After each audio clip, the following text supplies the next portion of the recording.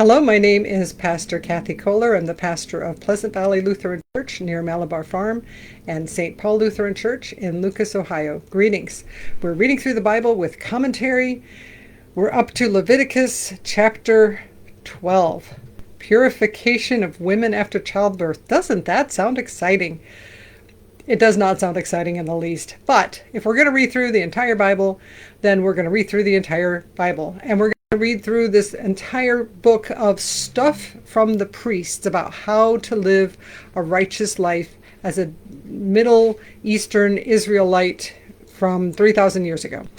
And surely we can glean some of this to our own lives today. And I think if nothing else, we can hear that people that wanted to follow God wanted to do it right. And here were a set of rules that allowed them to do it right and to be a clean people that was different than the people around them. So do every single one of these laws apply to us in modern world? No, obviously they do not. We no longer slaughter animals to sacrifice to the Lord. And yet giving things to the Lord, sacrificing for God is still a thing. Like, we can still give God our time, our money, our energy. We can still do things. We can still serve God in various ways. We just don't do it by slaughtering animals.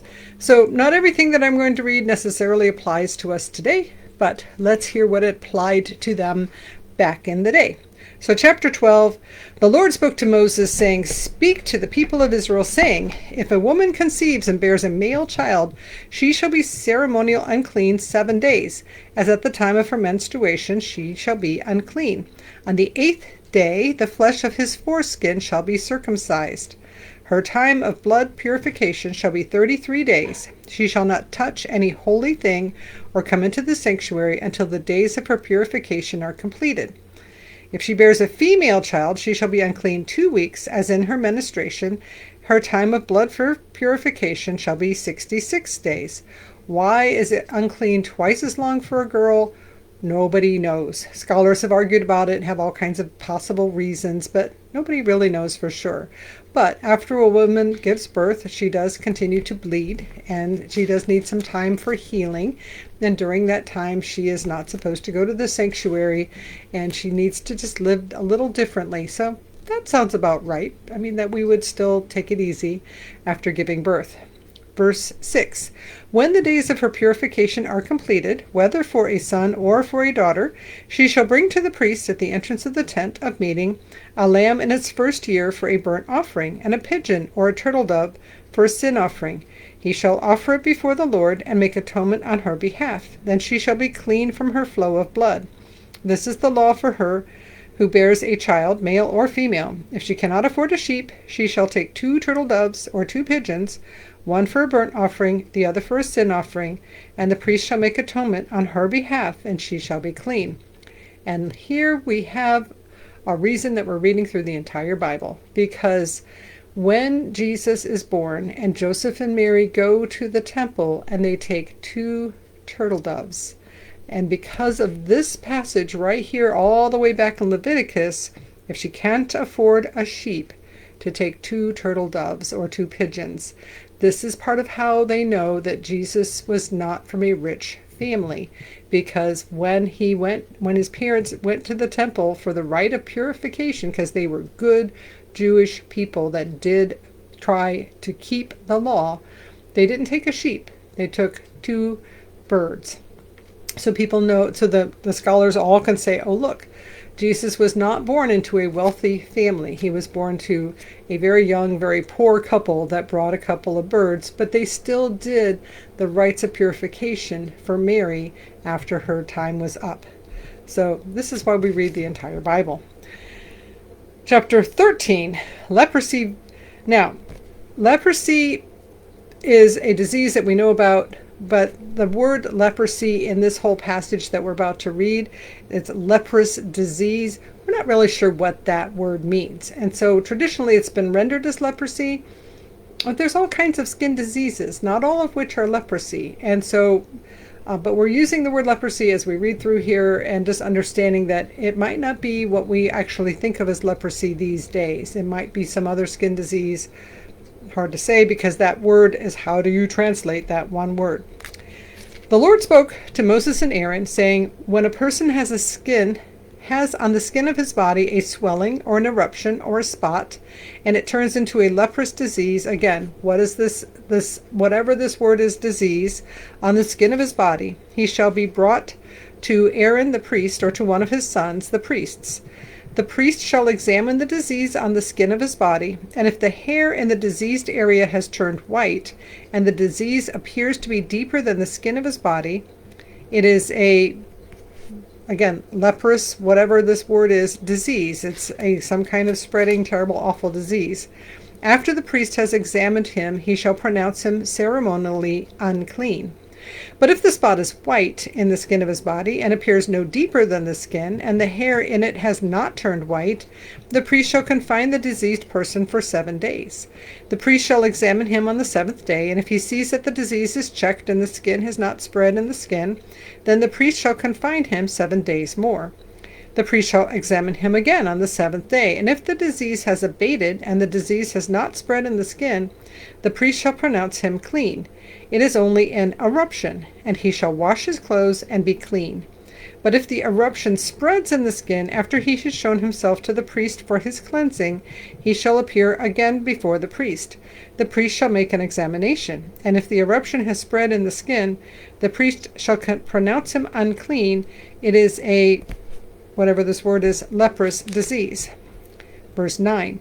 When a person contracts a leprous disease, he shall be brought to the priest. The priest shall make an examination, and if there is a white swelling in the skin that has turned the hair white, and there is a quick raw flesh in the swelling, it is a chronic leprous disease in the skin of his body. The priest shall pronounce him unclean. He shall not confine him, for he is unclean. But if the disease breaks out in the skin, so that it covers all the skin of the diseased person from head to foot, so far as the priest can see, then the priest shall make an examination. And if the disease has covered all his body, he shall pronounce him clean of the disease. Since it has all turned white, he is clean. In other words, just because you have, what is the name of that disease where you lose all the pigment of your skin? That does not make you an unclean thing if all your skin turns white. But if it's a spreading thing, or if raw, verse 14, but if raw flesh ever appears on him, he shall be unclean. The priest shall examine the raw flesh and pronounce him unclean. Raw flesh is unclean, for it is a leprous disease. But if the raw flesh again turns white, he shall come to the priest. The priest shall examine him, and the disease has turned white. The priest shall pronounce the diseased person clean. He is clean. So all these things, basically the priests are like the doctors that they get to come to and say, are you contagious? And maybe you're contagious. We're not sure if you're contagious. So they confine them for 7 days, check them again. 7 days later, check them again. If it's spreading, then they really have to just stay outside. And if they're not spreading, if it's just their skin turned white, it's not contagious disease. They don't have to be segregated from the rest of the people. Verse 18. When there is on the skin of one's body a boil that has healed, and in the place of the boil there appears a white swelling or a reddish white spot, it shall be shown to the priest. The priest shall make an examination, and if it appears deeper than the skin, and its hair has turned white, the priest shall pronounce him unclean. This is a leprous disease, broken out in the boil. But if the priest examines it, and the hair on it is not white, nor is it deeper than the skin, but has abated, the priest shall confine him 7 days. If it spreads in the skin, the priest shall pronounce him unclean. It is diseased. But if the spot remains in one place and does not spread, it is the scar of the boil. The priest shall pronounce him clean. Verse 24. Or when a body has a burn on the skin, and the raw flesh of the burn becomes a spot, reddish white or white, the priest shall examine it. If the hair in the spot has turned white, and it appears deeper than the skin, it is a leprous disease. It has broken out in the burn, and the priest shall pronounce him unclean. This is a leprous disease. But if the priest examines it, and the hair and the spot is not white, and it is no deeper than the skin, but has abated, the priest shall confine him 7 days. The priest shall examine him the 7th day. If it is spreading in the skin, the priest shall pronounce him unclean. This is a leprous disease. But if the spot remains in one place and does not spread in the skin but has abated, it is a swelling from the burn, and the priest shall pronounce him clean, for it is the scar of the burn. And yes, it keeps going, so we are going to keep going, but just to break it down again, if it's spreading, they're contagious. They need to be segregated from everybody else. They are unclean. They don't get to come into the sanctuary, but they also have, I think eventually we get to hear ways that they are not supposed to be interacting with other people. If it's a burn, it's a scar, it's a pimple, your skin turns white, then you're not unclean and you're allowed to mix with society. You're allowed to come into the temple. You don't need to be quarantined. Verse 29, when a man or a woman has a disease on the head or in the beard, the priest shall examine the disease. If it appears deeper than the skin and the hair in it is yellow and thin, the priest shall pronounce him unclean. It is an itch, a leprous disease of the head or the beard. If the priest examines the itching disease and it appears no deeper than the skin and there's no black hair in it, the priest shall confine the person within the itching disease for 7 days. On the 7th day the priest shall examine the itch.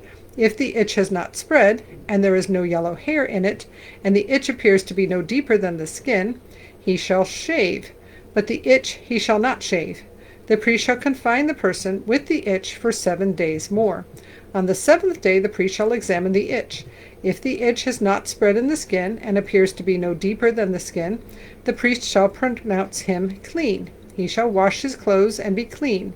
But if the itch spreads in the skin after he was pronounced clean, the priest shall examine him. If the itch has spread in the skin, the priest need not seek for the yellow hair. He is unclean.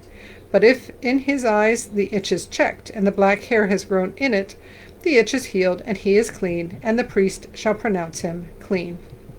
So maybe they just have poison ivy, and they have an itch. And after 7 days, it's not spreading, and it's getting better. But maybe they have impetigo. Maybe they have scabies. Maybe they have some other skin disease. So if it's spreading, they're quarantined, they're unclean. Verse 38. When a man or a woman has spots in the skin of the body, white spots, the priest shall make an examination, and if the spots on the skin of the body are of a dull white, it's a rash that is broken out on the skin. He is clean. Verse 40. I love this verse. If anyone loses the hair from his head, he is bald, but he is clean. So losing your hair on top of your head does not make you unclean, does not mean that you have to quarantine away from everybody else. Thank goodness, since many men are bald. But bald people are clean, or at least no more dirty than the rest of us. Verse 41, if he loses the hair from his forehead and temples, he has baldness of the forehead, but he is clean. We call it receding male hairline. But if there is on the bald head or on the bald forehead a reddish white diseased spot, it is a leprous disease breaking out on his bald head or on his bald forehead. The priest shall examine him, and if the disease swelling is reddish white on his bald head or on his bald forehead is really hard to say, bald forehead, which resembles a leprous disease in the skin of the body, he is leprous, he is unclean. The priest shall pronounce him unclean, the disease is on his head. The person who has the leprous disease shall wear, so all of these things have been saying, if you have this disease, you're unclean. If you don't have this, you're clean. You don't have to quarantine. You don't have to be treated specially. But if you do have this skin disease of some sort, which they're using the word leprous, but it's not actually necessarily leprosy. Could be impetigo, scabies, all kinds of different things that cause people to have rashes and skin problems, skin diseases. So here's what happens if you have one. Verse 45, the person who has the leprous disease shall wear torn clothes, and let the hair of his head be disheveled. He shall cover his upper lip and cry out, unclean, unclean. So he has to walk around yelling that he's unclean and stay separate from everybody. He shall remain unclean as long as he has the disease. He is unclean. He shall live alone. His dwelling shall be outside the camp. which is why when Jesus comes along and there's people with leprosy or some kind of skin disease, they have to yell unclean and they have to live separately from everybody else, which was a miserable way to live. And Jesus comes along and touches them and says, I want you to be healed. And at one point, 10 of them are healed. Only one comes back to say, thank you, Jesus. Because it was a pretty miserable thing to have to live outside the camp.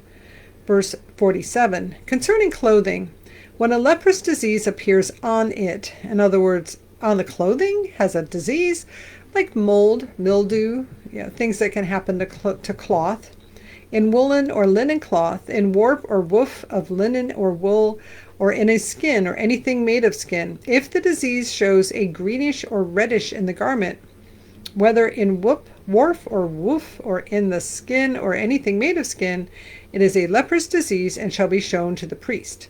The priest shall examine the disease and put the diseased article aside for 7 days. He shall examine the disease on the 7th day. If the disease has spread in the cloth, in warp or woof, or in the skin, whatever be the use of the skin, this is a spreading leprous disease. It is unclean. He shall burn the clothing, whether diseased in warp or woof, woolen or linen, or anything of skin, for it is a spreading leprous disease. It shall be burned in fire. So leprous disease here is including mold, mildew, anything that can happen to cloth. And of course, if you've ever seen a piece of cloth that got wet and got left in a garage, sometimes it's pretty black and pretty gross. And if it's spreading, there's no saving it. Let it go. Verse 53, if the priest makes an examination and the disease has not spread in the clothing, in warp or woof, or anything of the skin, the priest shall command them to wash the article in which the disease appears, and he shall put it aside 7 days more. The priest shall examine the diseased article after it has been washed. If the diseased spot has not changed color, though the disease has not spread, it is unclean. You shall burn it in the fire, whether leprous spot is on the inside or on the outside.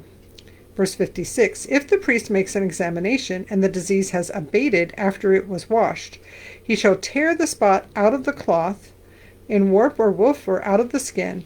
If it appears again in the garment, in warp or woof, or in anything of skin, it is spreading. You shall burn it with fire, that in which the disease appears. But the cloth, warp or woof, or anything of skin from which the disease disappears when you have washed it, shall then be washed a second time, and it shall be clean. This is the ritual for a leprous disease in a cloth of wool or linen, either in warp or woof or anything of skin, to decide whether it is clean or unclean. So, super exciting. It feels like, okay, why we're reading through Leviticus, and yet it does explain lots of things when we get to the New Testament, like Jesus's parents bringing 2 birds to clean for purification after Mary has given birth. She is a good Jewish woman who does all of the rituals. And we now know that Jesus was born to a poor family because she brings 2 birds. And then later when Jesus is grown up and he's traveling around and people yell and say, I'm unclean, I'm unclean. And they ask Jesus for healing. And when he heals them, he's not just cleaning the disease, he is bringing them back into society with which they cannot interact because they're quarantined. And when he says to the 10 lepers, he says, go show yourself to the priests. Here is why. Because in order to be officially clean, the priest had to be the one to look at you and say, yep, you're all cleared up. Whatever you had, it's all gone. And who knows what the skin disease was. There still are many skin diseases that people can get even today. There's scabies and impetigo and herpes and all kinds of others, poison ivy, shingles. There's all kinds of diseases that can happen to people and their skin, many of which are not contagious, but some of which are. And if you know that you have a contagious skin disease, you don't have to walk around saying unclean, unclean, but we would rather you washed a lot and did not expose yourself to other people. So tomorrow we'll get into chapter 14 and we'll talk more about cleaning and purifying people that are unclean. Now may the Lord bless you and keep you. May the Lord make his face shine upon you and be gracious unto you. May the Lord look at you with favor and give you peace. In the name of the Father, and of the Son, and of the Holy Spirit. Amen. Go in peace. Serve the Lord. Thanks be to God. Have a great day, and bless you.